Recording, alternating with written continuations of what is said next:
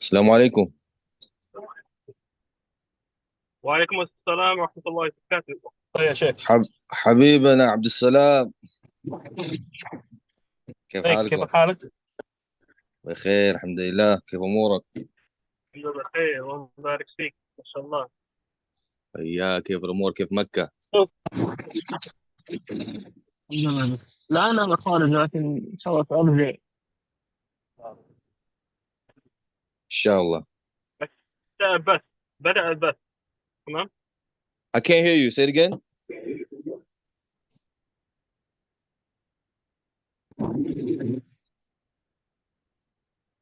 Say it again، ما سمعتك.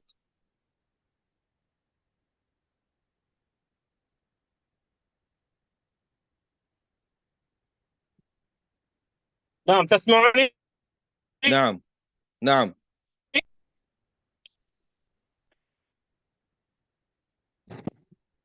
أحمد. نعم أسمعك. ألو. إيه نعم، أيوة، حياك الله يا أخي. بشرني عنك، كل شيء تمام؟ كل شيء تمام الحمد لله. الله يعطيك العافية. وياك. بدأ البث تمام. طيب خلاص إن شاء الله. بس أعطني دقيقة أسجل ثم تبدأ. أوكي let me know إن شاء الله، أخبرني. طيب.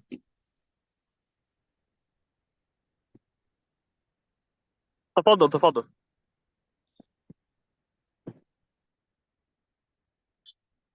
بسم الله الرحمن الرحيم. الحمد لله رب العالمين، والصلاة والسلام على نبينا محمد وعلى آله وصحبه أجمعين، وبعد. السلام عليكم ورحمة الله وبركاته. This topic we have chosen, contemplating or reflecting over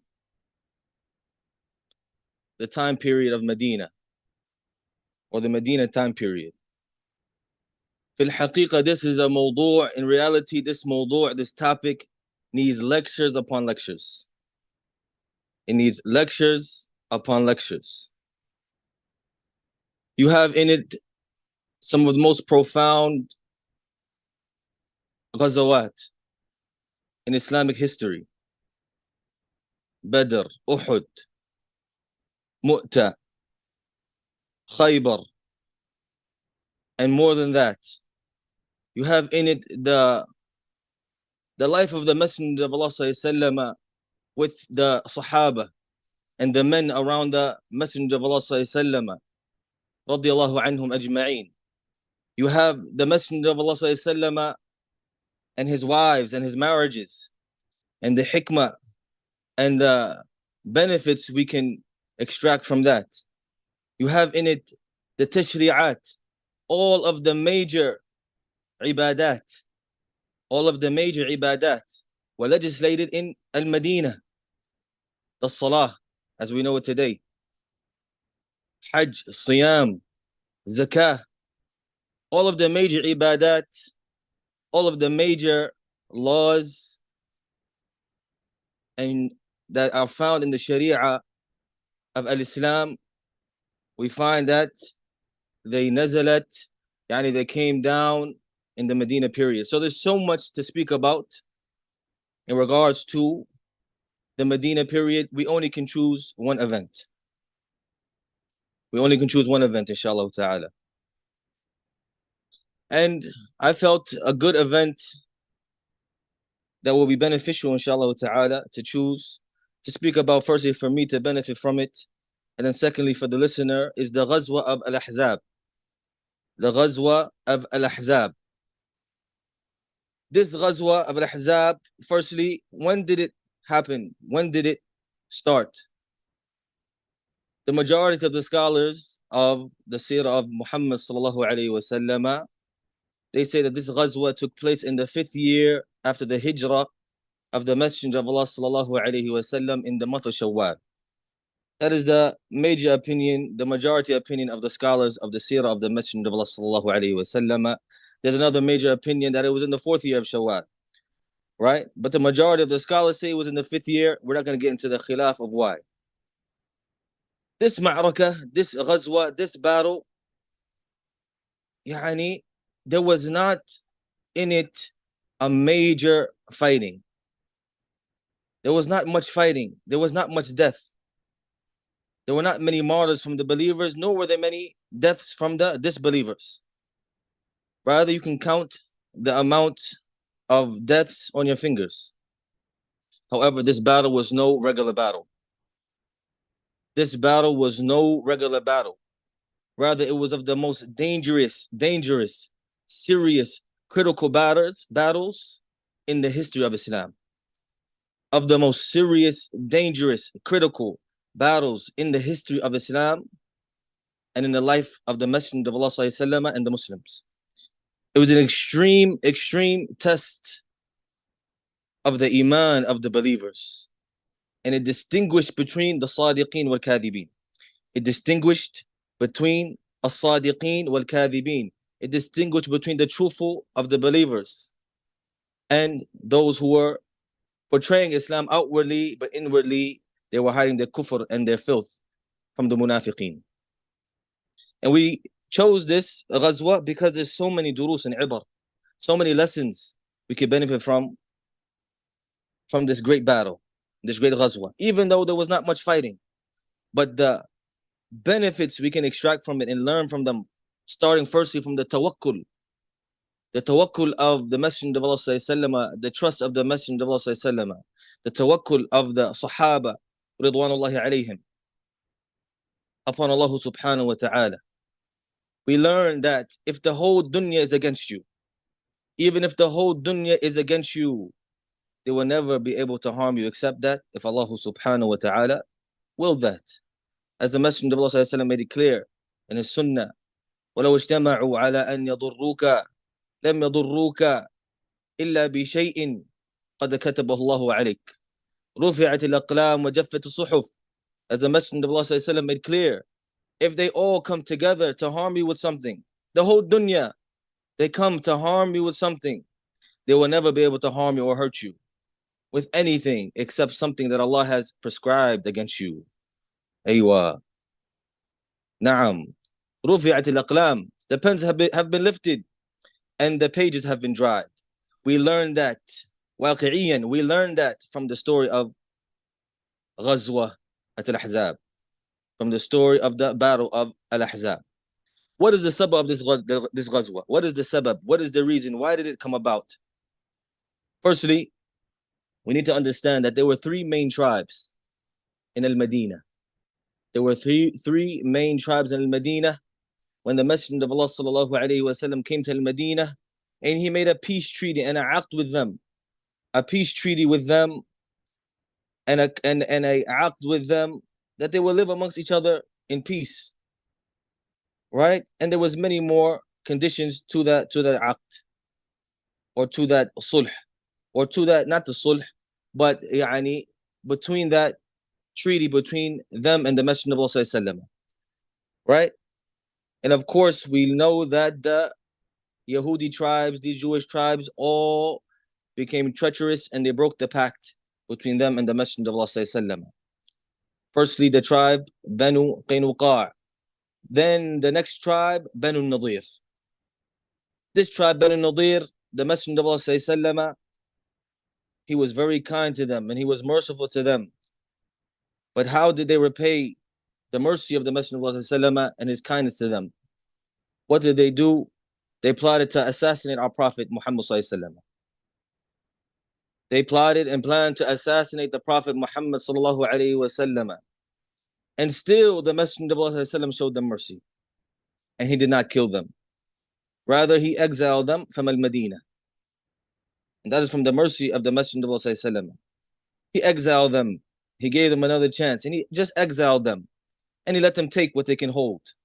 And they left out and they istaqarru, and they settled in the city of Khaybar, which is yani around 40 miles or so from, or more, around 40 miles or more from al-Medina. And they settled there, which was an area that was ran by other Jewish tribes. And they settled there in Khaybar. And so when they went to Khaybar after being exiled from Medina, they made Khaybar a place of plotting and planning against the Messenger of Allah sallallahu alaihi wasallam and the Muslims.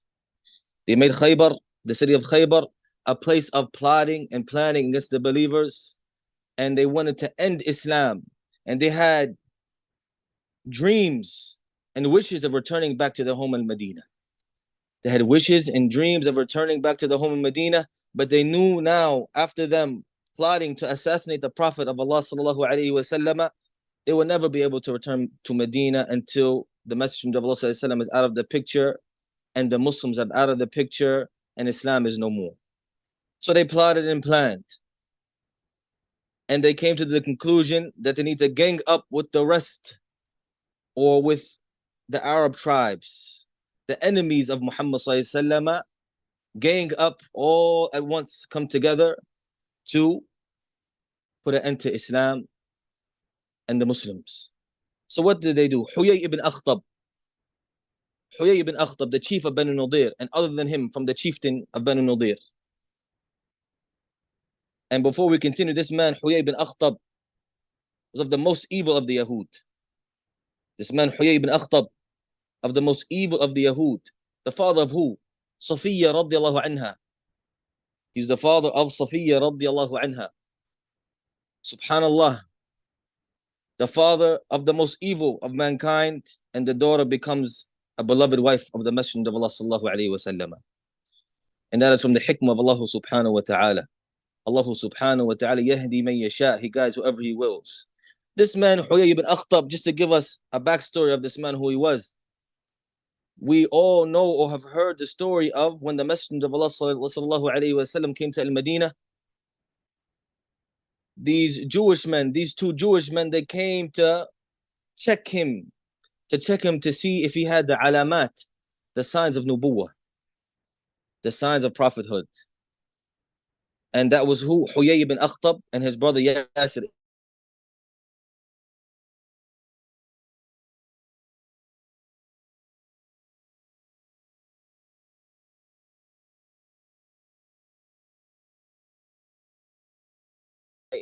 Family. I was the most beloved of the children to my family, the most beloved of the children to my father and my uncles. And if the other children would be with them, if I would come around, they would leave them and come to me, out of how much they adored me and loved me. So she says that she heard her father and her uncle speaking about the Prophet Muhammad sallallahu alaihi wasallam, and they went out to go check to see, like I said, if he had the signs of nubuwwah. And they come back around Maghrib time, and she sees them in a depressed state with their faces to the ground, saddened, right? In such a weak, depressed, lost state, as if their souls almost left their body. And she said she ran to them, as she usually would do. And she was expecting for them to grab her and hug her and kiss her, as they usually do, but they didn't even pay attention to her. They didn't even pay attention to her.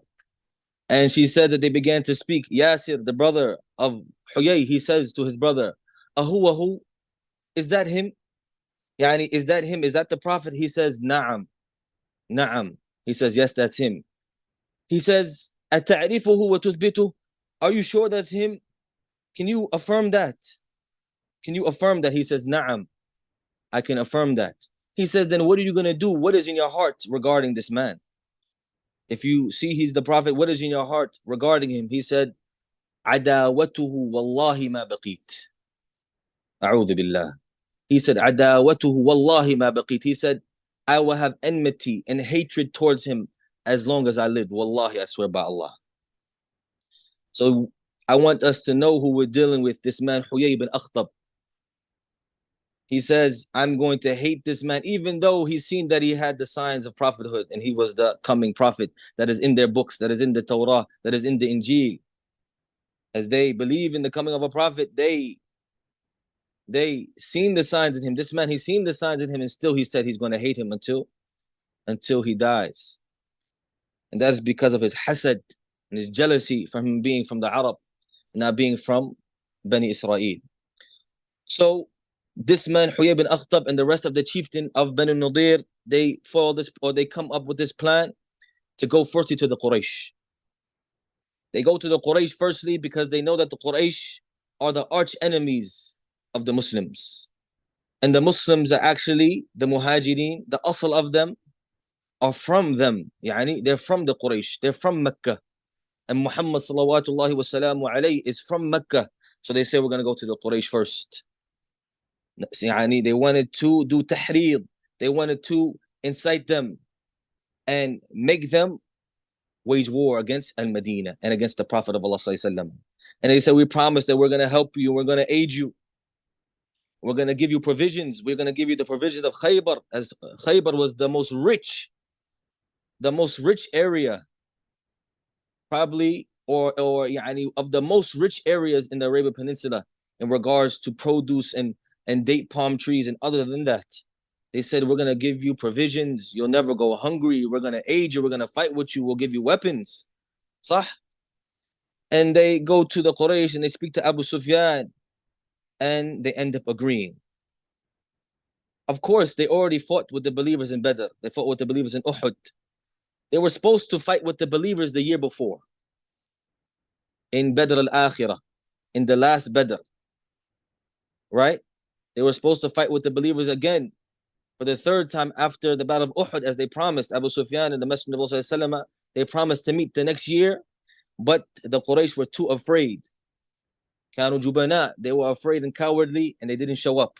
So their sum'ah, their reputation was weakened because of that. So they seen this as an opportunity to regain their sum'ah, their reputation in the Arabian Peninsula and amongst the Qaba'il al-Arabiya, amongst the Arabic tribes. And also, yani, of course, if they're being promised this aid from the Yahud, and they're going to come and join forces with them as well, this is going to benefit them. They're going to totally outnumber the believers by so much. Right? So they do this and they end up getting the Quraysh on board with them. So then Abu Sufyan, is narrated that Abu Sufyan, he asked the Yahud, whose religion is better? Whose religion is better? Our religion or the religion of Muhammad? Look at the khubth. Look at the filth of the Yahud. They know that Islam is extremely close to their religion. They know that. They have no doubt in that.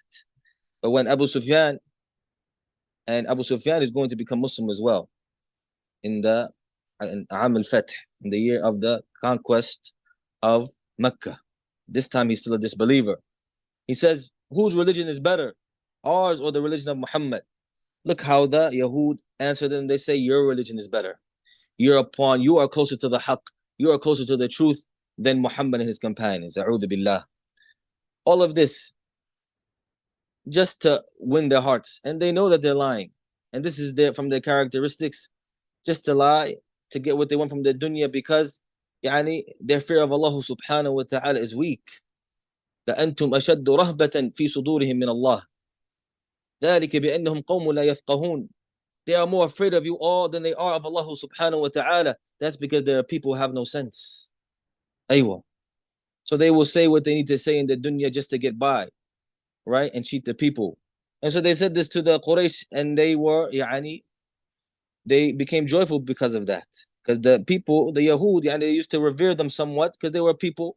They had their language and they had their book and they had a culture and things like that.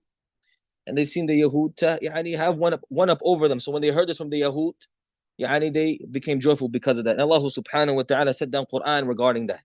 In Surah An-Nisa, He says, ألم تر إلى الذين أوتوا نصيبا من الكتاب يؤمنون بالجبت والطاغوت ويقولون للذين كفروا هؤلاء أهدى من الذين آمنوا سبيلا أولئك الذين لعنهم الله ومن يلعن الله فلن تجد له نصيرا. Have you not seen those individuals who have been given a portion of the book, believing in falsehood and false deities? And they say to those who disbelieve, هؤلاء, those individuals are more rightly guided than those who have iman, those who have believed. Subhanallah. After that, the Yahud, then they go to Ghatafan. Their plan is not done yet. Then they go to Ghatafan. Ghatafan, the tribes of Ghatafan. The tribes of Ghatafan, firstly, the Quraysh were southern of Medina, right? And the tribes of Ghatafan were northern of Medina. And they had a large number. And these were wild people, This was a somewhat uncivilized tribe. Yani they were wild, right? And this is what they want. They want to wow people to come and just destroy Medina, destroy the believers, fight the believers, kill the believers. Yani wreak havoc.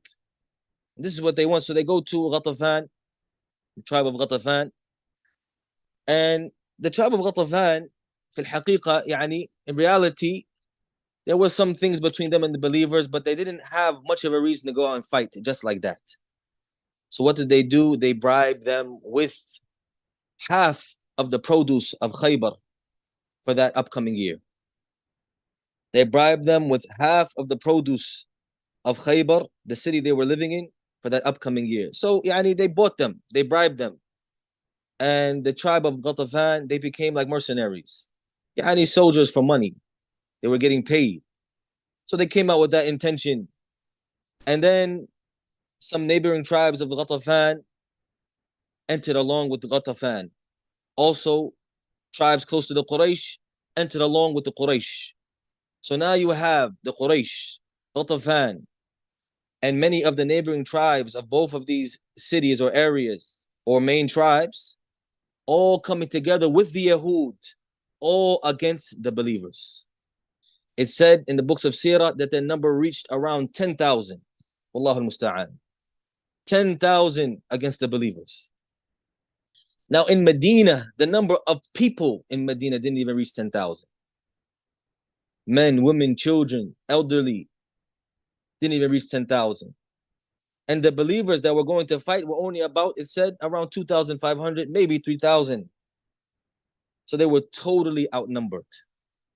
And this, my brothers and sisters, we can benefit from this. See that at times it seems like the whole dunya will be against the Muslims.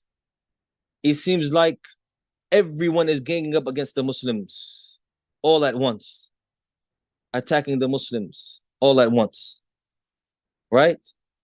Understand that the Prophet of Allah ﷺ and the Sahaba went through that as well. Things that we see even in our day and age right now. Seems like the Muslims are being attacked from every angle. Know that this is not something that is new. And our Prophet Muhammad ﷺ had to go through it first. And if we continue to pay attention to the story or this ghazwa, this battle, we'll see how the Prophet of Allah ﷺ dealt with that. And the believers, how they dealt with that. And how their firm resolve stayed strong. And their yaqeen in Allah subhanahu wa ta'ala stayed strong. And their tawakkul and their trust in Allah subhanahu wa ta'ala stayed strong. And we learn from that. So that when we see what's going on yani, in the Muslim world and different sources or different entities are all attacking us all at once, understand that this is not something new, my brothers and sisters. And it's upon us to stay firm upon our Islam and stay firm upon this deen and stay firm upon our trust upon Allah subhanahu wa ta'ala. طيب. Now, of course, this group of 10,000 all marching towards Medina all at once, this is not something that can be kept a secret. So the Messenger of Allah heard about the coming of the Jaysh of the Ahzab, the army of the Confederates, as he usually does. He gathered up the believers in the masjid to seek their counsel, to make shura with the believers, to see what they're going to do. What is the plan? How are they going to defend themselves? Because now it's life or death. What are they going to do? And this is the Messenger of Allah gathering up his Sahaba. We see many times, even though he's the Messenger of Allah who an Nabi, he's the one who receives wahy from Allah subhanahu wa ta'ala, still him. He is following the order of Allah subhanahu wa ta'ala, وَشَاوِرْهُمْ فِي الْأَمْرِ, and seek counsel for them, seek their opinions, right? He's gathering up the believers to seek their opinions or to make counsel with them. What about us? What about the leaders of the believers? What about the imams? What about individuals that have wilayah over other individuals? لا يجوز لواحد يستبد لرأيه أو برأيه. It's not appropriate for an individual to always just go with his opinion just like that and not seek counsel from those that are under him. Rather, it is from hikmah and wisdom for the individual to do that. And the first of the ummah to do that was the greatest of the ummah, and that is the Messenger of Allah when we take him as an example. So he gathered them in the masjid, and they began to give their opinions. And finally, of the opinions was the opinion of Salman al-Farisi radiyallahu anhu. The opinion of Salman al-Farisi radiyallahu anhu. As he had khibra, he was a person who went all around the world. He traveled the world. He traveled all around. And he had khibr. He was a lot older at this time as well. So he says, Ya Rasulullah, إنا كنا بأرض فارس إذا حوصرنا خندقنا علينا. إنا كنا بأرض فارس إذا حوصرنا خندقنا علينا. He said, Ya Rasulullah, O Messenger of Allah, we used to be in the land of the Persians. If the enemies laid siege against us, then we will dig a trench around our city so that they cannot enter. Then we will dig a trench around our city so that they cannot enter.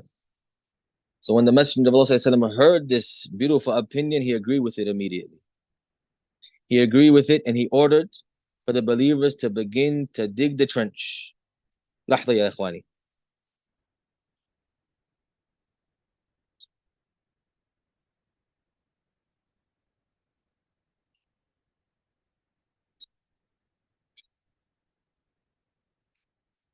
طيب. So now the Messenger of Allah he orders the believers to immediately begin to dig the trench. And they begin to dig the trench in a certain area, not around the whole city of Medina. Because, wallah alhamd, Medina was geographically fortified. It was geographically fortified due to the harrat, the volcanic boulders, or whatever you may call it, around the city, in the eastern part of the city and the western part of the city, and the many date palm trees and plantation and farms in different areas of the city. And also, it was mountainous. There was mountain areas, and all these areas surrounded the city, right? So it would not, the army of these 10,000 would not be able to enter from these other areas. It was only one area in the northern part of Medina that was makshuf, that was open and exposed. So they dug the trench there, right? And this is also from the tawfiq of Allah subhanahu wa ta'ala, in him choosing Medina to be the first city of the believers, or the city of the Messenger of Allah that he chose for the hijrah, because he knew that they were going to be in jihad and fighting in his way, subhanahu wa ta'ala. And this city, as we said, was geographically fortified, so it would not be easy for any army just to enter at any time. It was always preserved and protected, except in the northern part. So they dug the trench in that area, and they began with the azima and himma aliyah. They began to dig the trench with strong resolve and strength, right? And they had a goal at hand, and they attacked it, even though at this time it was winter and it was extremely cold, and also there was a shortage of food. There was a shortage of food as well, and it was extremely cold. So keep that in mind, my brothers and sisters. So they began to dig the trench. Every few individuals were assigned a part of the trench, and they had to dig it. It said that the trench was about 2 kilometers long, right? About 2 kilometers long. And let us try to understand really what this took from them. This is manpower 100%. There's no machinery. There's no huge whatever you call it that they can use to pick up the dirt and remove it, right? To dig the trench. All they had was axes and shovels. Axes and shovels. Axes to break the boulders in the rocks, and shovels to dig up the dirt. Total manpower they used to dig up this trench. Keep that in mind. So this was not an easy task, and they had a short time to do it. So they were working around the clock 24/7 to hurry up and make sure that the trench was finished before the army of the Confederates reach. So of course, the Messenger of Allah, he sees that the Sahaba are working hard. Him being the qa'id that he was, being the leader that he was, the imam that he was, of course, he began to motivate them and raise the morale and encourage them. As Anas ibn Malik radiallahu anhu, he narrates the story of the digging of the trench. And this is a time later, he's a lot older, and he's narrating it to those who were not there. He says, the Messenger of Allah came out to the Khandaq. فَإِذَا الْمُهَاجِرُونَ وَالْأَنصَارُ يَحْفِرُونَ فِي غَدَاةٍ بَارِدَةٍ. And when he came out, he saw the Muhajirun, the immigrants, and the Ansar digging the trench in an extremely cold morning. It was freezing. Those in Medina know that in the wintertime it can get cold in the morning. Those who lived in Medina. And he said, Anas, that they didn't have any servants with them. They didn't have any slaves to help them or any servants. So when the Messenger of Allah saw what they were going through of difficulty and how hungry they were, as we mentioned, there was a food shortage. He wanted to raise their ma'nawiyat. He wanted to encourage them. He wanted to raise their morale. He wanted to motivate them. So he began to chant, salawatullahi wa salamu alayhi. He began to say, Allahumma inna al-aisha aishu al-akhirah, faghfir lil-ansari wal-muhajira. He said, oh Allah, the real life, the true life is the life of the hereafter. So forgive the Ansar and the Muhajira. Forgive the Ansar and the immigrants. فَقَالُوا مُجِيبِينَ لَهُ. So they said to him, answering him, نَحْنُ الَّذِينَ بَايَعُوا مُحَمَّدًا نحن الذين بايعوا محمدا على الجهاد ما بقينا أبدا. We're the ones who have given Muhammad pledge of allegiance.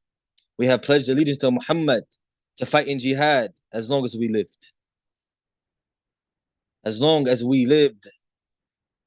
So then the Messenger of Allah said, Allahumma innahu la khayra illa khayra al-akhirah fabarak fil ansari wal muhajira la ilaha illallah. Then the Messenger of Allah said, answering them, oh Allah, there's no goodness, there's no khair except the goodness and the khair of the hereafter. So bless the Ansar and the immigrants. Bless the Ansar, the supporters of Muhammad, and the immigrants, those who migrated from Mecca to Medina.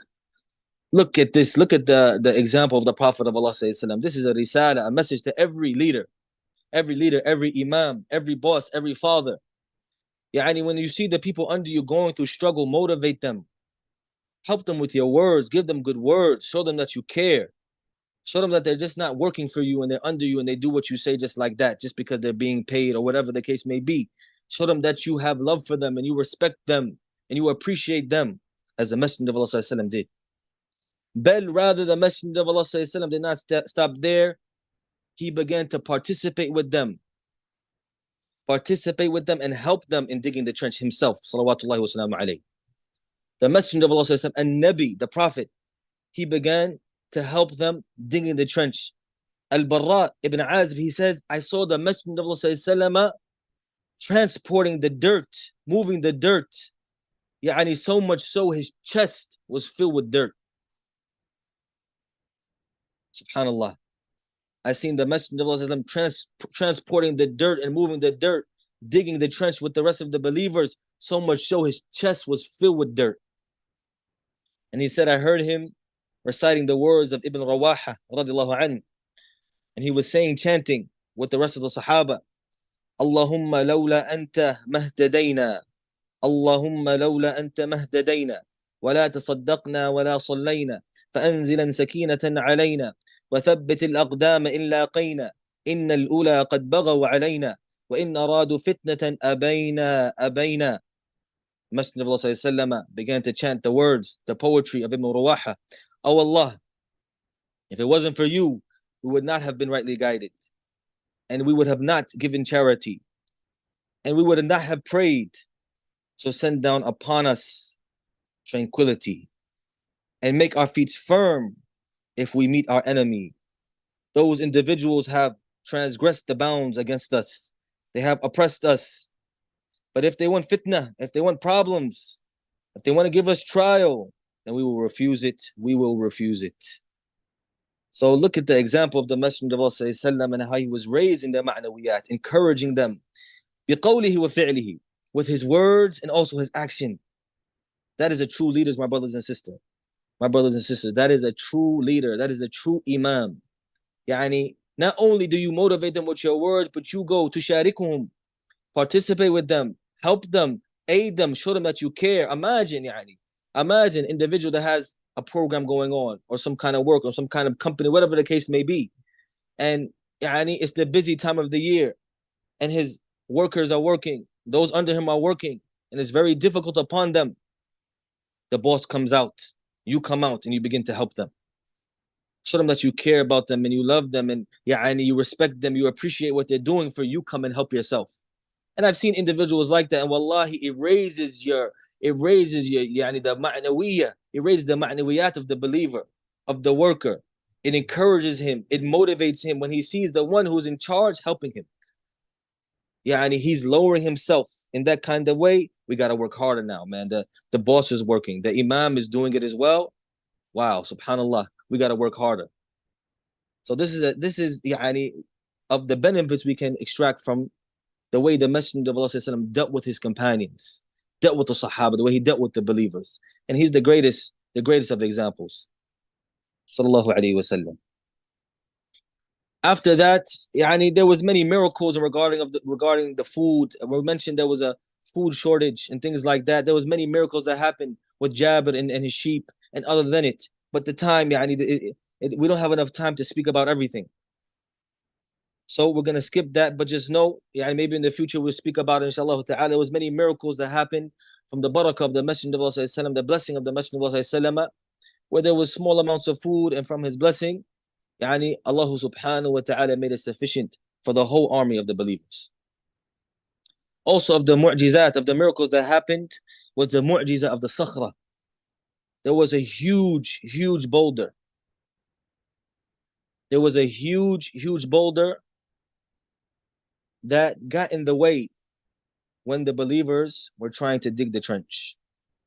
No one can break it. No one can break it. Give me 1 second, brothers.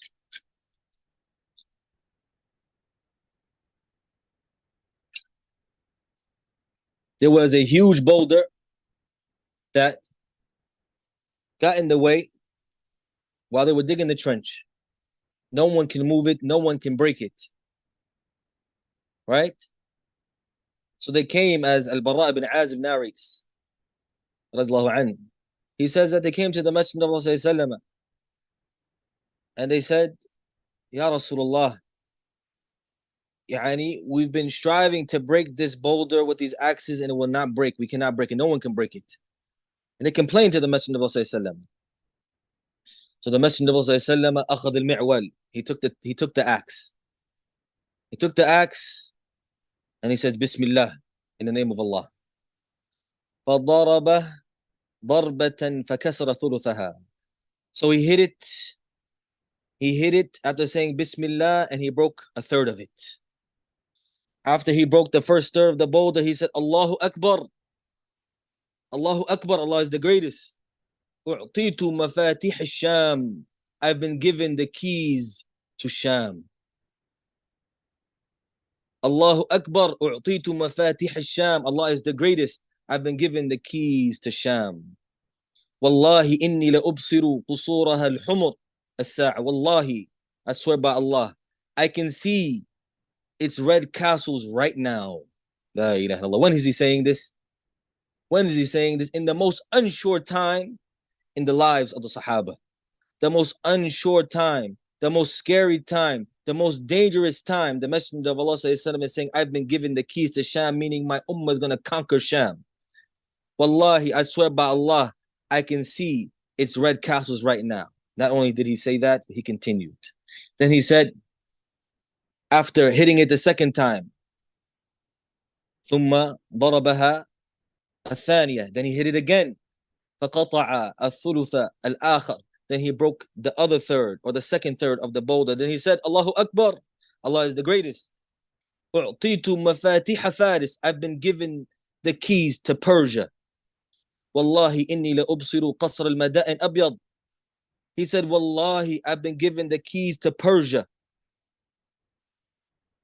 And then after that, ثم ضربها الثالثة, then he hit it again. وقال بسم الله. He said in the name of Allah again. فقطع بقية الحجر. And then he broke the rest of the hajar. He broke the rest of the boulder. Salawatullahi wa salamu alayhi. And then he said, Allahu Akbar, Allah is the greatest. أعطيت مفاتيح اليمن. I've been given the keys to Yemen. Wallahi, إني لأبصر أبواب صنعاء من مكان هذه الساعة أو هذه الساعة. من مكان هذا الساعة. He says, Allah is the greatest. I've been given the keys to Yemen. Wallahi, I can see the gates of Sana'a. I can see the gates of Sana'a from my place that I'm standing right now, at this time right now. La ilaha illallah. انظر إلى رسول الله صلى الله عليه وسلم كيف أنه كان واثق بربه. في هذا الوقت الخطير يا إخواني. Look at the Messenger of Allah صلى الله عليه وسلم, how he is so, has so much trust of Allah subhanahu wa ta'ala. Even in the most dangerous time in the lives of the Sahaba, the most unsure time, he's telling them that I've been given the keys to all of the major areas surrounding the Arabian Peninsula. Saying that, Naam, you see what's going on right now? Ghatafan, the Quraysh, the Yahud, they all have ganged up upon us, ganged up against us. But this is nothing. Allah subhanahu wa ta'ala is going to give us the keys of Sham. We're going to conquer Sham. My ummah is going to conquer Sham. Not only are we going to conquer Sham, but we're going to be given the keys of Persia. My ummah is going to conquer Persia.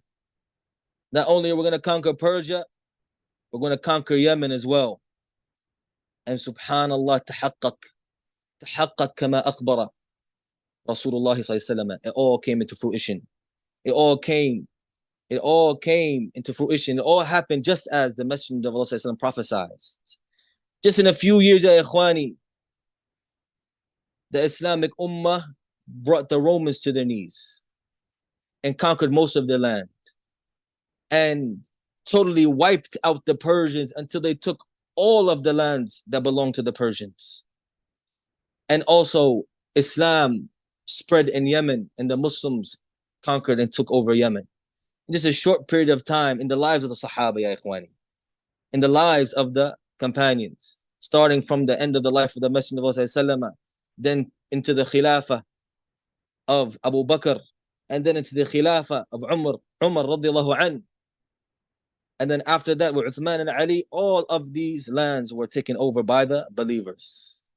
As Allah subhanahu wa ta'ala promised them, وَعَدَ اللَّهُ الَّذِينَ آمَنُوا مِنْكُمْ وَعَمِلُوا الصَّالِحَاتِ لِيَسْتَخْلِفَنَّهُمْ فِي الْأَرْضِ كَمَا اسْتَخْلَفَ الَّذِينَ مِنْ قَبْلِكُمْ أو مِنْ قَبْلِهِمْ. Allah subhanahu wa ta'ala says, Allah has promised those who believe and do good deeds that He's going to make them leaders in the earth. He's going to give them the earth as He gave it to those that came before them. And this is from the mu'jizat, this is from the miracles that give proof to Islam. Even the historians this day and age are mind-boggled. They are shocked. They cannot give you an answer of how this happened. How did these desert Arabs take over the two major societies, the two major empires of the world, the Persians and the Romans? How did they bring them to their knees? These desert Arabs that were at each other's necks just a few years ago. How did this man Muhammad gather up under one raya, under the raya, the flag of Islam, the whole Arabian Peninsula in such a short period of time? And then they take over the two major societies of the world, the two major empires of the world in such a short period of time. It's a miracle, and we have the answer because Islam is the truth. We have the answer. Islam is the truth. They can give the theories that they want to give because they have to come up with something, right? But we know what is the truth, and that is because Allah subhanahu wa ta'ala promised the believers. He promised the believers that truly act upon this Islam and act upon this Quran and believe in Him, Allah subhanahu wa ta'ala, and have certainty in Him and trust in Him that He will give them the earth. And that is from His wa'ad, from His promise. Continuing, inshallah ta'ala. Finally, the Quraysh and the Ahzab They reach al-Medina.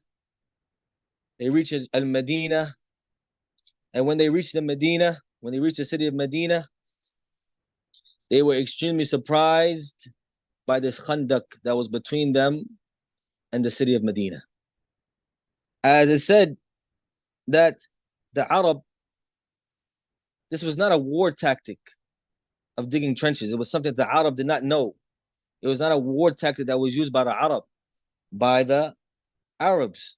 So when they ran into this khandak, they were amazed. They were surprised. What is this? They'd never seen it before in their life, even though they were people of war, people that went to war and fought. But this was not a war tactic. So it said the Messenger of Allah ﷺ is the first one to apply this war tactic in the Arabian Peninsula after the istishara, after taking the opinion or the ra'i of Salman al-Farisi radiallahu anhu. So when they seen it, they were surprised. And when the believers saw the armies approaching, thabatu, they were firm. Even though they seen this large number in front of them and they were totally outnumbered, they stayed firm, just as Allah subhanahu wa ta'ala mentioned to us in Surah Al-Ahzab when he said, وَلَمَّا رَأَى الْمُؤْمِنُونَ الْأَحْزَابَ قَالُوا هَذَا مَا وَعَدَنَا اللَّهُ وَرَسُولُهُ وَصَدَقَ اللَّهُ وَرَسُولُهُ وَمَا زَادَهُمْ إِلَّا إِيمَانًا وَتَسْلِيمًا. When the believers saw the Confederates, they said, this is what Allah and His Messenger have promised us. And Allah and His Messenger have told the truth. And they were not increased except in iman and submission to Allah subhanahu wa ta'ala. Even though they were only around 2,500 to 3,000, they were outnumbered. They still stayed firm. As for the munafiqun, as for the hypocrites and those who had sickness in their hearts, they began to become afraid. They began to become afraid because they're not fighting for anything. And everything they're doing is for show. So when things get real, of course, they're going to become afraid. They don't believe in the akhirah. They don't believe in Allah subhanahu wa ta'ala. So when they seen this great number of the Confederates, they became afraid and they began to يُخَذِّلُ بَعْضُهُمْ بَعْضًا, demoralize each other. And say evil things about Allah subhanahu wa ta'ala and His Messenger. As Allah He speaks about in Surah Al-Ahzab as well when He says, وَإِذْ يَقُولُ الْمُنَافِقُونَ وَالَّذِينَ فِي قُلُوبِهِمْ مَرَضٌ مَا وَعَدَنَا اللَّهُ وَرَسُولُهُ إِلَّا غُرُورًا. And when the munafiqun, and remember when the munafiqun and those who have sickness in their heart said, Allah and His Messenger have not promised us anything except delusion. أعوذ بالله. وهذا شأن المنافقين في كل زمن يا إخواني. This is the affair of the munafiqeen, of the hypocrites in every time. When things become difficult, the first thing they blame is what? The religion. The first thing they blame is Islam. Islam is the thing that made us, that held us back. Islam is the thing that allowed the disbelievers to become ahead of us in dunyawi affairs, in worldly affairs. When things become difficult, you find them, the first thing they choose to blame is the religion. This is from the signs of the hypocrisy. So beware of that. And as we mentioned, when the mushrikun, the polytheists, wanted to attack, they weren't able to attack. They weren't able to attack because of the Khandaq, so they were forced to lay siege to Medina. They laid siege to Medina, right? They had nothing else they can do. And they were trying to find weak points in the Khandaq to try to cross over in these weak points. And this is what they tried to do. So they laid siege. This was their tactic. They laid siege. They didn't allow anything to come into Medina. And also, they were looking for weak points in the Khandaq, in the trench, to try to cross over with them. And as that was going on, as they were trying to cross over in these weak points, the believers were on patrol 24/7. The believers were on patrol 24/7. And those, when they would see them trying to cross over, they will throw arrows at them, right? To make them go back. And they were on patrol 24/7, night and day, walking back and forth in front of the Khandaq, yelling at Allahu Akbar, letting them know that the Muslims are there, so they will become afraid and not cross. But still, with all of that, a few of them end up crossing. A few of them end up crossing, and it happened a few times. Of the times that they crossed, or were able to cross, of those who crossed the Khandaq, or were able to get past the Khandaq, was a man named Amr ibn Abdi Wud. A man named Amr ibn Abdi Wud. He was from the Quraysh. He was known to be a fierce warrior of the Quraysh. He was known, kana ma'rufan. He was known for his bravery and known for his strength on the battlefield. He was known for an individual that no one can stand up in front of. This man, Amr ibn Abdi Wud, right? And he came with a jama'ah, with a group.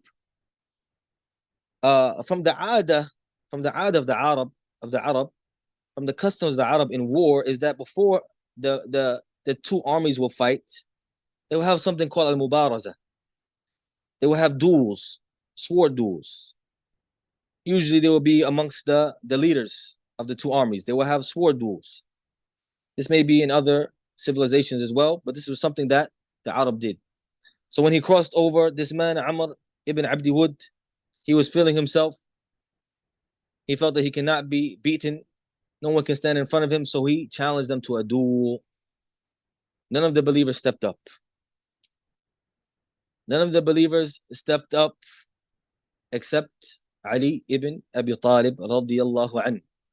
And when he wanted to step out and fight with him, the Messenger of Allah, he was trying to make Ali stay back.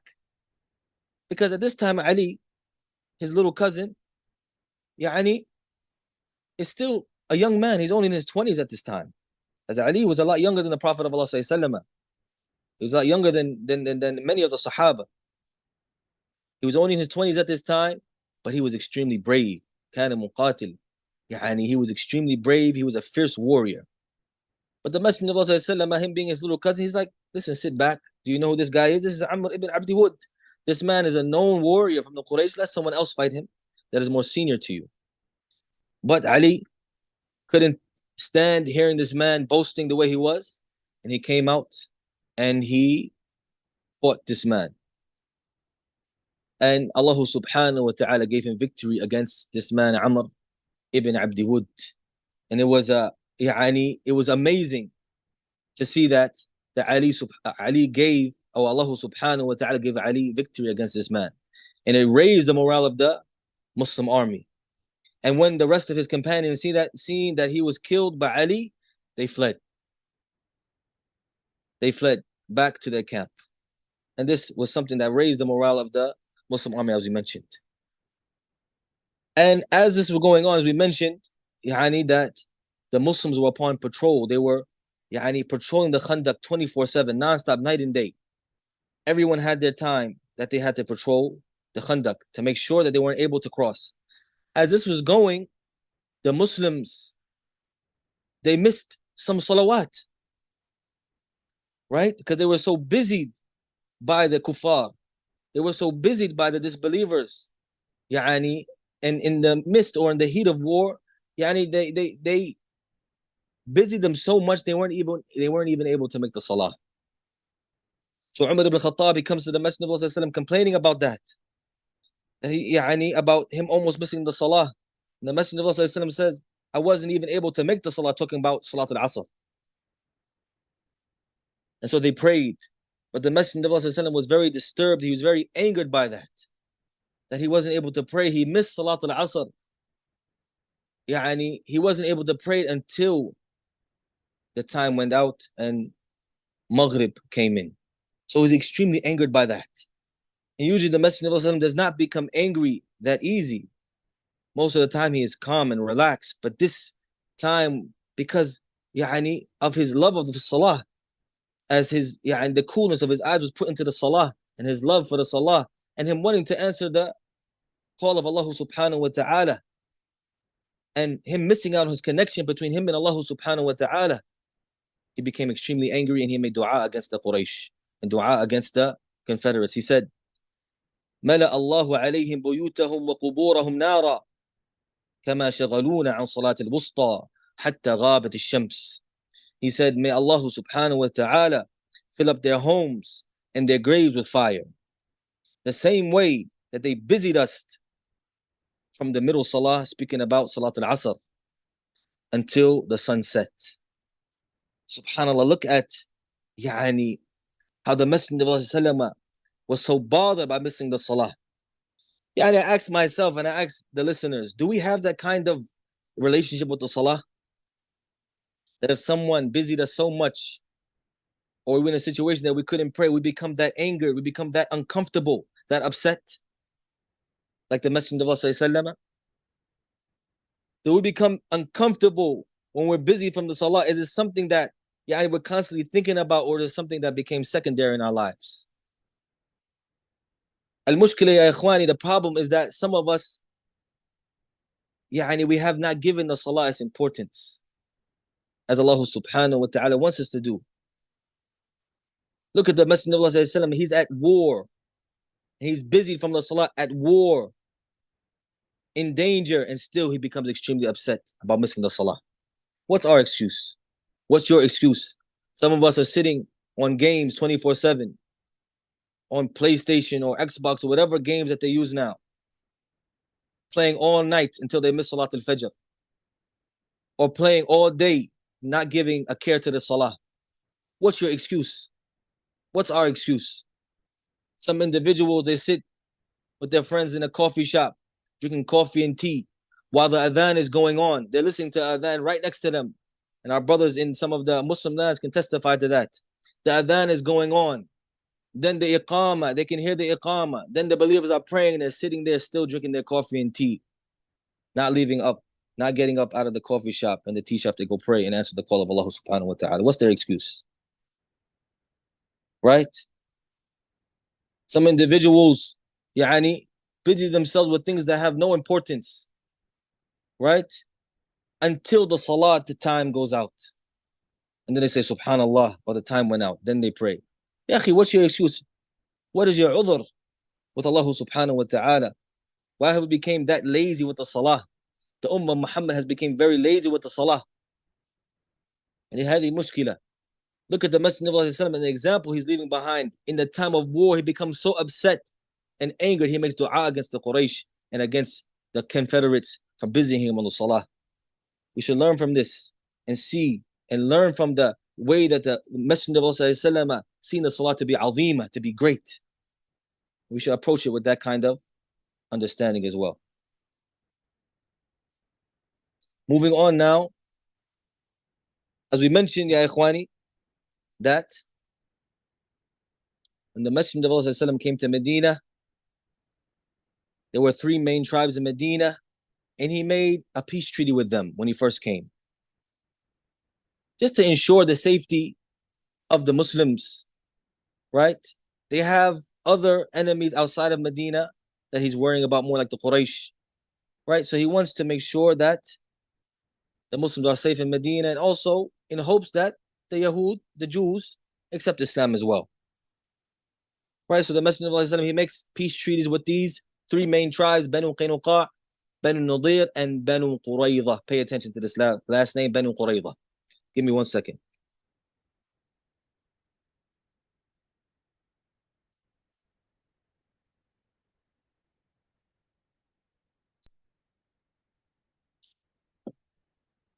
Banu Qurayza now is the last tribe to still have a pact with the Messenger of Allah. Banu Qaynuqa, they were treacherous. The Messenger of Allah exiled them from Medina. Banu Nadir, as we mentioned, they're the ones who set up this ma'raka, this battle. He exiled them from Medina after they tried to assassinate him or plotted to assassinate him. Now, Banu Qurayza, the last tribe of Medina, the pact is still standing between them and the Messenger of Allah sallallahu alaihi wasallam. So at this time, guess who? Guess who? Huyay ibn Akhtab, the same individual, this filthy individual. Huyay ibn Akhtab, he goes to who? He goes to Banu Qurayza. Huyay ibn Akhtab, the chief of Banu Nadir. Keep that in mind, guys. He goes now to Banu Qurayza, the chief of Banu Qurayza, Ka'b ibn Asad. And now, you see how things are going? He goes to Ka'b ibn Asad to break the pact with him and the Messenger of Allah. Why is this extremely significant? because Banu Qurayza was still in Medina. They were in the southern part of Medina. The Messenger of Allah, the Sahaba, their backs are to them. Their money, their wealth, their children, their wives, their women, everything that belongs to them, their wives and their children are all behind them unprotected. And now Bani Qurayza, if they break this pact, they can go and attack their women and children, steal their wealth, wreak havoc in Medina whilst unprotected. So Huyay ibn Akhtab, he's smart. He goes to Bani Qurayza and he goes to their chief, Ka'b ibn Asad, and he tries to incite him to break this pact. He goes to him and tries to convince him to break the pact. But Ka'b ibn Asad, he had some religiosity to him. He says, no way, I'm not going to break the pact. لم أرى من محمد إلا صدقا ووفاء. I have not seen from Muhammad except truthfulness and loyalty. He's only been good to us. Why would we break the pact? And he had a conscience, this man, Ka'b ibn Asad. But he continued trying to convince him. He continued and continued. He said, listen, you're not going to lose. Trust me, you're not going to lose. I have 10,000 men behind us, right? We have 10,000 men. Now with you coming and adding your couple thousand of men, or however much, 1,000 men around, or 700-800 to 1,000 men, adding with us, joining forces with us, we're going to annihilate the believers. So finally, at the end, أقنعه, he convinced him. He convinced him to join forces with the Ahzab. And now this was going to be an extreme trial for the believers. Extremely stressful for the believers. So the Messenger of Allah heard about this, about Banu Qurayza breaking the pact. Of course, the Messenger of Allah is extremely patient. He has to make sure that the news is true. He has to make sure that the news is true. So he sends Sa'd ibn Ubadah and Sa'd ibn Mu'adh وغيرهما to Banu Qurayza to make sure that this is true. Right? And when they go to Banu Qurayza, they find out haqiqatan, in reality, this is true 100%. They found them preparing for war, or they found them preparing for war, and they heard them saying evil things about the Prophet and about Islam and about the believers. So they went back to the Messenger of Allah and they made it clear to him that the news is not just a rumor, but rather it's true. They became treacherous and they broke the pact. Keep this in mind, guys, because when you continue to study the seerah, you're going to hear about the battle of Bani Qurayza. You're going to hear about the hukum that was given to them. And this is of the main reasons why. Them breaking the pact at the worst time, a low blow to Islam and the believers, to the Messenger of Allah, right? At the most, at the worst time to break the pact, they broke it. While the believers, all of their wealth is exposed. Their females and children, their women and children are unprotected. Right? So this was the worst time for them to break the pact. And it made it extremely stressful. It was a musibah azima, an extremely difficult trial upon the Messenger of Allah and the companions and the Muslim army. And fear somewhat began to creep into some of the believers' hearts because of that. As Allah subhanahu wa ta'ala says, إِذْ جَاءُوكُم مِّن فَوْقِكُمْ وَمِنْ أَسْفَلَ مِنْكُمْ وإذ زاغت الأبصار وبلغت القلوب الحناجر وتظنون بالله الظنون هنالك ابتلي المؤمنون وزلزلوا زلزالا شديدا لا إله إلا الله. Allah, He says, when they came to you, the Confederates, from on top of you, from in front of you, and from behind you, وإذ زاغت الأبصار, and when the eyes became hazed, out of fear, وَبَلَغَتِ الْقُلُوبُ الْحَنَاجِرِ, and the hearts reached up to your necks and throats.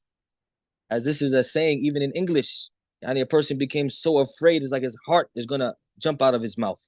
Yani his heart has reached his throat. وَبَلَغَتِ الْقُلُوبُ الْحَنَاجِرِ. This is how Allah is describing the believers. Their hearts reached their throats from fear. وَتَظُنُّونَ بِاللَّهِ ظُنُونَ. And you began to have thoughts about Allah subhanahu wa ta'ala. At that time, the believers were extremely tested. At that time, the believers were extremely tested and were shaken severely, Allah says. Subhanallah. So you can imagine what they were going through. Everything, all odds are against them. All odds are against them.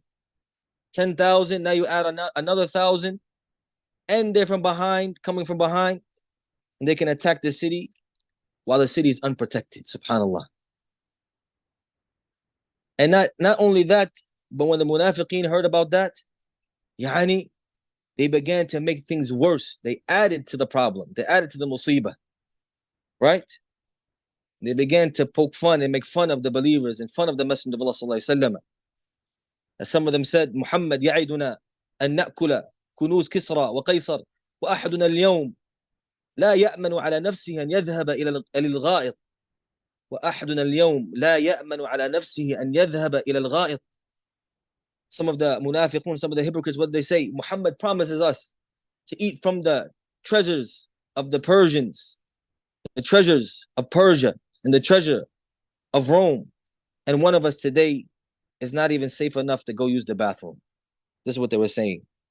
Demoralizing, disheartening the Muslim army. Right? We said these individuals are around all the time. Every time period of the believers, you're going to find munafiqeen in the ranks with the believers, demoralizing the believers, disheartening the believers, right? يثبطون, يعني يخذلون دائما. You're going to see that. And Allah subhanahu wa ta'ala, He mentions this. He says, وَإِذْ يَقُولُ الْمُنَافِقُونَ وَالَّذِينَ فِي قُلُوبِهِمْ مَرَضٌ مَا وَعَدَنَ اللَّهُ وَرَسُولُهُ إِلَّا غُرُورًا. As we mentioned, and when the munafiqun, when the hypocrites, and those who had sickness in their heart, they said what Allah has promised us and what the Messenger has promised us is all illusion. And after this happened, many of them, what they do, they began to ask permission from the Messenger of Allah to return back to Medina, to leave the army, to leave post, and go back to Medina with the excuse that that their weapons or their items or their homes were exposed to the enemy. Their wealth and their homes and property were exposed by the enemy or to the enemy.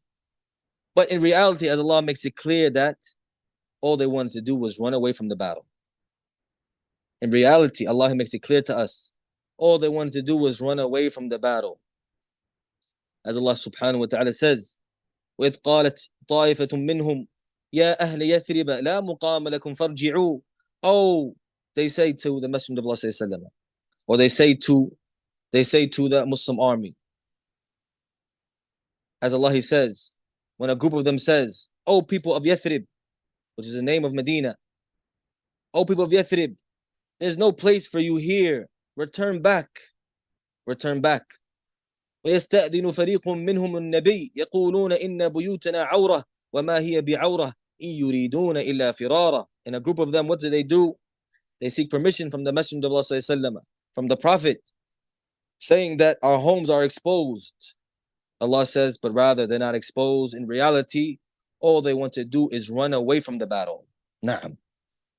Allah subhanahu wa ta'ala in the Quran, He exposed the munafiqeen how many times? All throughout the Quran.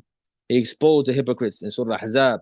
There's a whole surah called al-Munafiqun, exposing them. Exposing them also in Surah At-Tawbah, exposing them all throughout the Quran. Allah subhanahu wa ta'ala exposed them. So when this happened, and the pressure is raising and rising amongst the believers or upon the believers, the pressure is rising against the believers, the stress is rising, they're in a difficult place. This is an extremely great musibah, calamity. The Messenger of Allah, he wants to lessen the burden upon them. He wants to lessen the burden upon them. So what does he do? He thinks of a plan. He says, يعني, let me negotiate with Ghatafan. Let me negotiate with Ghatafan. We mentioned that Ghatafan, the tribe of Ghatafan, they only came out for the money anyway. They came out as mercenaries for the Yahud, right? The Yahud said, we'll give you half of the produce of Khaybar. So the mercenaries, they don't really have much to fight to except for the money. So the Messenger of Allah, he goes to them and he wants to negotiate with them to leave and not fight in the ranks of the Confederates anymore and go back home. So, before he does that, he says to the two leaders of Al-Aws wal-Khazraj, Sa'ad ibn Mu'adh and Sa'ad ibn Ubadah, radiallahu anhuma. He says to them, he sees what they're going through and he says, what do you think about me giving a third of the produce of Medina to the tribe of Ghatafan so that they leave and not fight against us anymore? So I want us to pay attention right now to the quwwah, the bravery, the strength of as-Sa'dain, Sa'ad ibn Mu'adh and Sa'ad ibn Ubadah. May Allah be pleased with both of them. They said, Ya Rasulullah, if this is a command from Allah, فَسَمْعًا وَطَاعَةً, then we hear and we obey. وَإِنْ كَانَ شَيْءٌ تَصْنَعُهُ لَنَا, but if it's something that you're doing just for us, فَلَا حَاجَةَ لَنَا فِيهِ, we have no need for it. Subhanallah. Look at the bravery of a Sa'dain, of these two Sa'ads. We have no need for it. If it's something you're doing for us, to lessen the burden upon us, we have no need for it. They said, لَقَدْ كُنَّا, look at the izzah, look at the honor of these individuals. رضي الله عنهما. لَقَدْ كُنَّا نَحْنُ وَهَؤُلَاءِ الْقَوْمِ عَلَى الشِّرْكِ بِاللَّهِ وَعِبَادَةِ الْأَوْثَانِ. He said, we used to be upon us and these individuals, talking about the tribe of Ghatafan, upon shirk, upon paganism and polytheism, وَعِبَادَةِ الْأَوْثَانِ, and worshipping idols. أَفَحِينَ أَكْرَمَنَا اللَّهُ بِالْإِسْلَامِ وَهَدَانَا لَهُ وَأَعَزَّنَا بِكَ نُعْطِيهِمْ أَمْوَالَنَا. Is it when or after Allah has honored us with Islam and guided us to it and has honored us with you, are we now going to give them our wealth? Are we now going to give them our wealth? Wallahi, la nu'tihim illa as-sayf. He said, Wallahi, we swear by Allah, we're not going to give them except the sword. We're not going to give them except the sword. Meaning we're not going to back down. So the Messenger of Allah, when he heard that, he was very pleased by the statement of these two great leaders, Sa'ad ibn Mu'adh and Sa'ad ibn Ubadah. Sa'ad ibn Mu'adh, radiallahu anhu, who is Sa'ad ibn Mu'adh? The one who the Messenger of Allah said, اهتز العرش, اهتز العرش لموت سعد بن معاذ. The Arsh of Ar-Rahman shook due to the death of Sa'ad ibn Mu'adh, showing the virtue of this man, Sa'ad ibn Mu'adh. He's the one who, when Islam was being propagated in Medina, after he accepted Islam, or before he accepted Islam, afwan, after he accepted Islam, he went back to his people and he said to them, it's haram upon me to speak to any of you or deal with any of you until you all accept Islam, until you all testify that there is no God worthy of worship except Allah and that Muhammad is the messenger of Allah. And because of that, his whole qabila, his whole tribe accepted Islam. That is Sa'ad ibn Mu'adh. He is the one on the day of Badr, the battle of Badr, when everything was unsure and the Messenger of Allah went to see what was the stance of the Ansar. He's the one who stood up and he said, لَعَلَّكَ تَقْصُدُنَا Ya Rasulullah. It seems like you're aiming at us. It seems like you're aiming your speech towards us, O Messenger of Allah. And he said, Bala, Ajal, of course. And he said the beautiful words to the Messenger of Allah, showing his alliance and his iman and his faith in him and in Allah subhanahu wa ta'ala. Of the things he said to him was that, Ya Rasulullah, do as you wish. if you were to lead us into the sea and jump into the sea, we will jump in it behind you. Showing that, listen, you don't need to be afraid about us. You don't need to worry about us. We are with you. قلبا وقالبا, we're fighting with you until the end. Right? That is Sa'd ibn Mu'adh.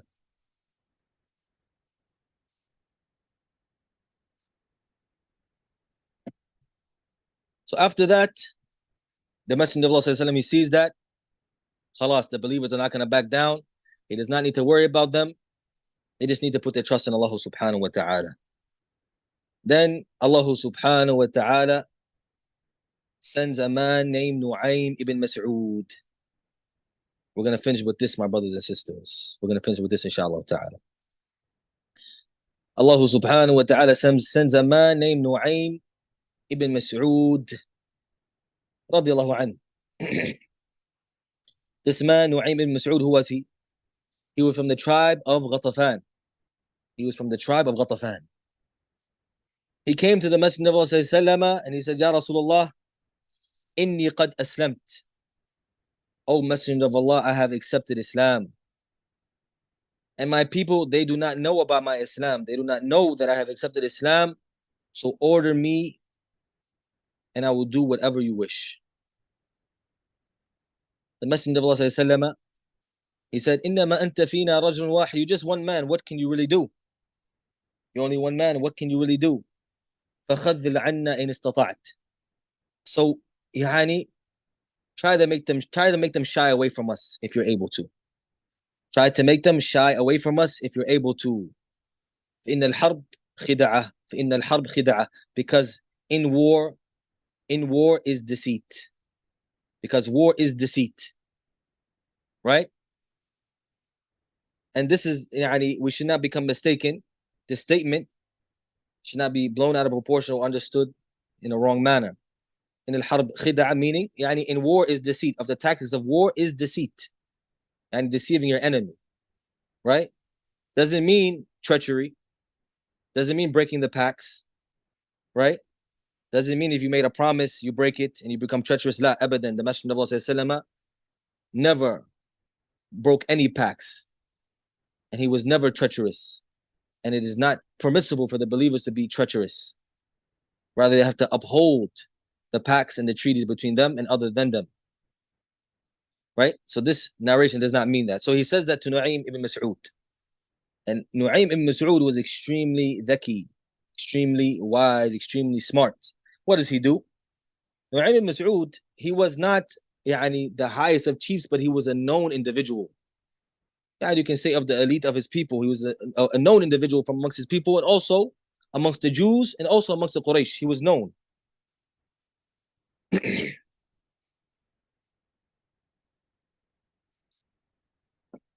So firstly, he says, khalas. He has a plan. He goes to, firstly, Bani Qurayza. And pay attention to the words that he says to them. He says, Ya Bani Qurayza, O tribe of Qurayza, or sons or people of Qurayza, قَدْ عَرَفْتُمْ وَدِّي إِيَّاكُمْ. You know how much I love you. You know how much I love you. And you know what's between us of love. You know what's between us. قَالُوا صَدَقْتَ لَسْتَ عِنْدَنَا بِمُتَّهَمْ. They said, yes, you've told the truth. You're not someone that we have to worry about. فقال لهم, and he said to them, إن قريشا وغطفان ليسوا كأنتم. ليسوا كأنتم. He says, the Quraysh and Ghatafan, they're not like you all. This is your city. In it is your wealth. In it is your children, your women. You will not be able just to get up and leave just like that. And you know that the Quraysh and Ghatafan, they came to fight against Muhammad and his companions. And now you all broke the pact and you're aiding them against Muhammad. But this is not their city. They have their cities. They have their cities. Their cities and their wealth and their wives and women are in other places. So they're not like you. They're not like you. And if they had an opportunity to win the battle, then they will. They'll seize it. But if they see otherwise, if they see that they begin to lose, they see that it's not worth it, then they will just leave you out to dry just like that. Then they will just leave you out to dry just like that.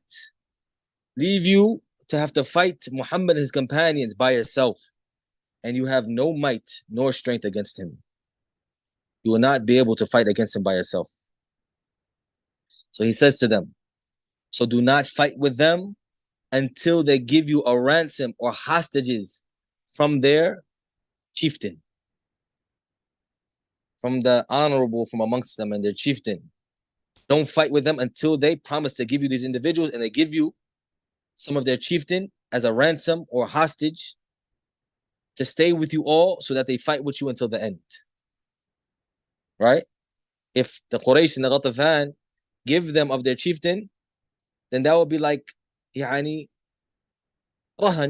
or like hostages to ensure that the Quraysh and the Ghatafan fight with the Bani Qurayza until the end. So he tells them that. They said, لَقَدْ أَشَرْتَ بِالرَّأِي. You have given us such a beautiful ra'i, such a beautiful opinion, we're going to act upon it. Then what does he do? What does Naim, from his hikmah, from his wisdom, what does he do? Then he goes to the Quraysh. Goes to the Quraysh and he goes to the leader of the Quraysh, Abu Sufyan ibn Harb. This time he's not a believer yet. Becomes a believer soon, in a few years, after the conquest of Mecca. He goes to him, and Abu Sufyan is with some of the chieftain of the Quraysh, and he says to them, Naim, as he had a relationship with them as well, he said, قَدْ عَرَفْتُمْ وُدِّي لَكُمْ. You know my love for you all. You know our relationship. We have a good relationship. And he says, but some alarming information has reached me, and I see it's your right for me to inform you of it as advice for you all. فَاكْتُمُوا عَنِّي. So hide this information. Do not inform anyone that I have given you this information. So they said, okay, we'll do it. فَقَالُوا نَفْعَلْ. They said, okay, let's do it. قَالَ تَعْلَمُ أَنَّ مَعْشَرَ يَهُودٍ قَدْ نَدِمُوا عَلَى مَا صَنَعُوا فِيمَا بَيْنَهُمْ وَبَيْنَ مُحَمَّدٍ. He said, do you all know that the Yahud have regretted what they did? They have regretted breaking the pact between them and Muhammad.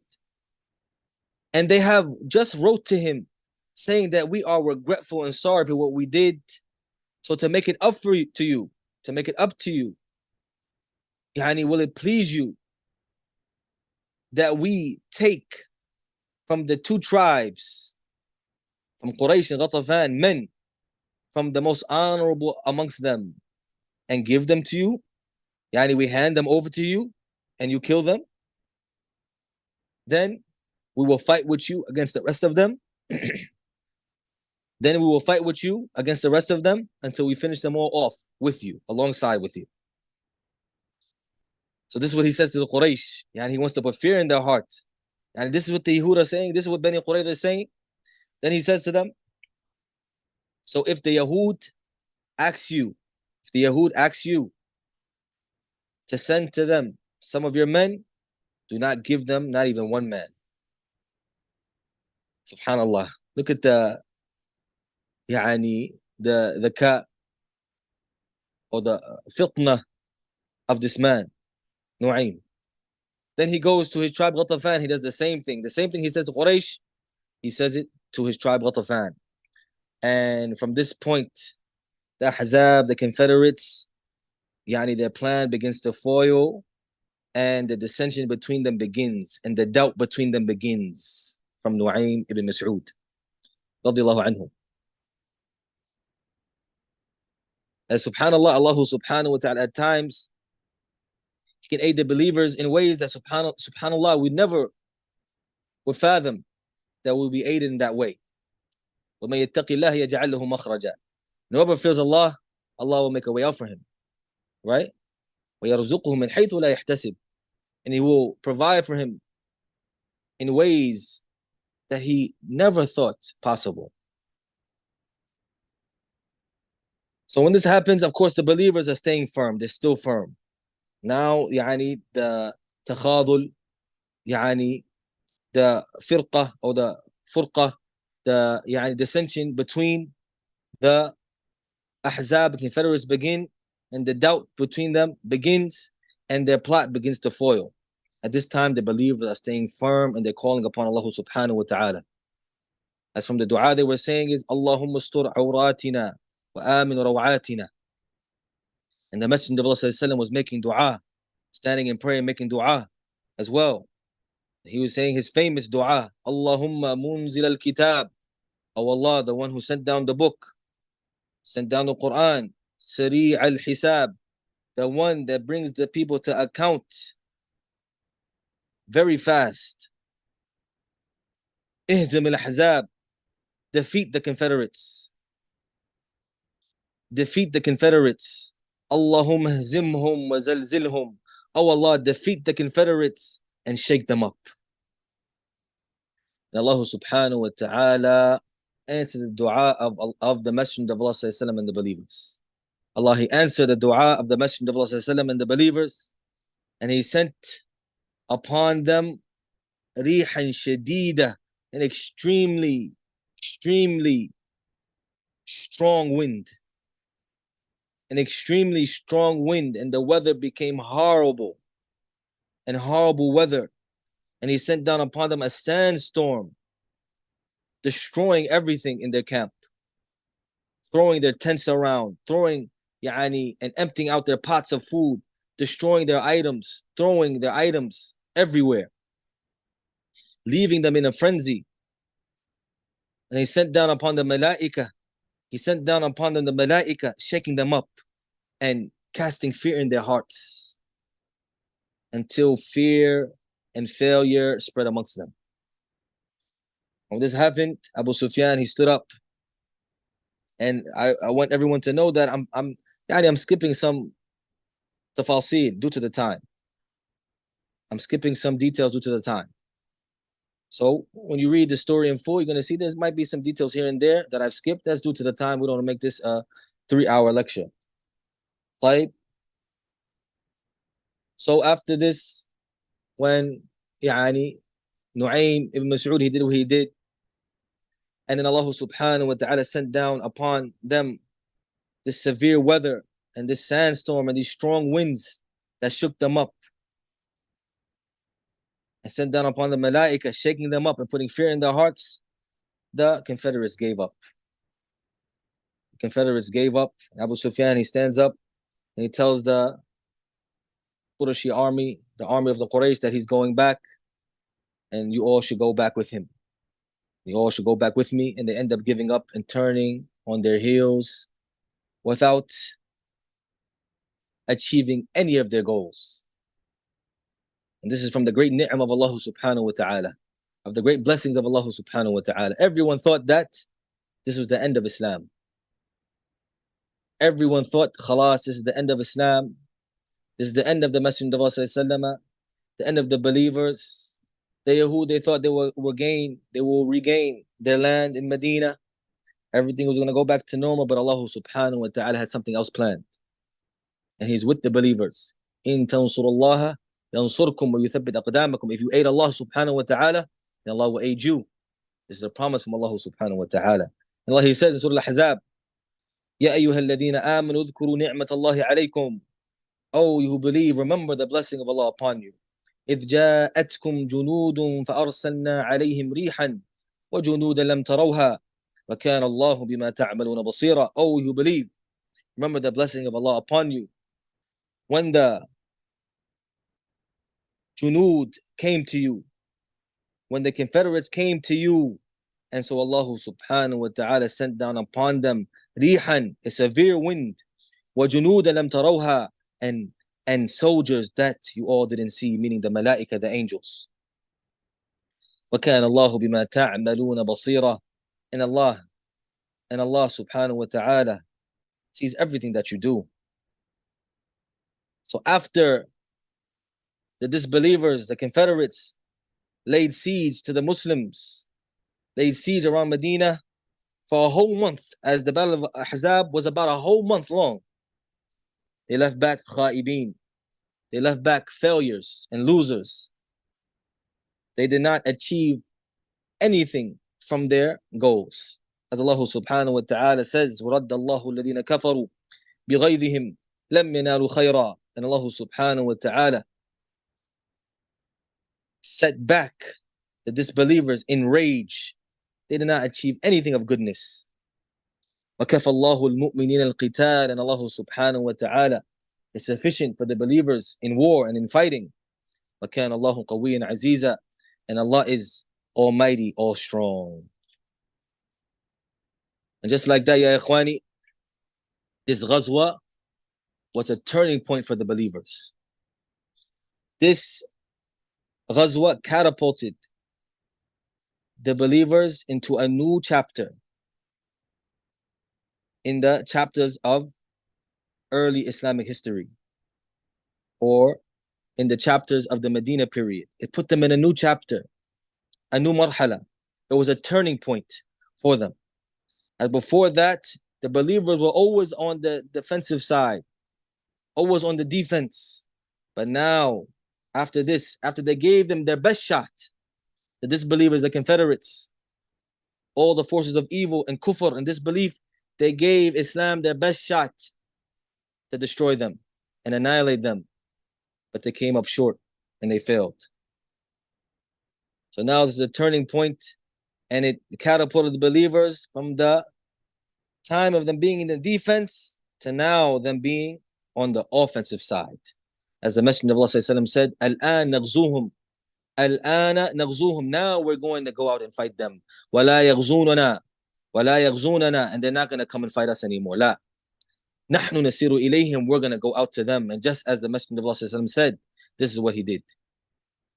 And we find that the Islamic empire, or the Muslims, were on the up after that. And things got better and better for the believers after that, slowly but surely. There's a lot more to say, ya ikhwani, about this ghazwa. We ask Allah subhanahu wa ta'ala to put benefit in this lecture. Anything I said of correctness or benefit is from Allah subhanahu wa ta'ala. Anything I said of ghalat or mistake, it's from the weakness of myself and from the shaitan. I want to thank our brother Abdul Salam for these beautiful baramij, these beautiful programs, and him constantly reaching out to us for the ukhuwah of Islam, the brotherhood of Islam that we are ordered with. May Allah bless him and grant him a high reward. Ameen ya Rabbil Alameen. And all of the believers, all of us. Ameen ya Rabbil Alameen. جزاكم الله خيرا. سبحانك اللهم وبحمدك أشهد أن لا إله إلا أنت أستغفرك وأتوب إليك.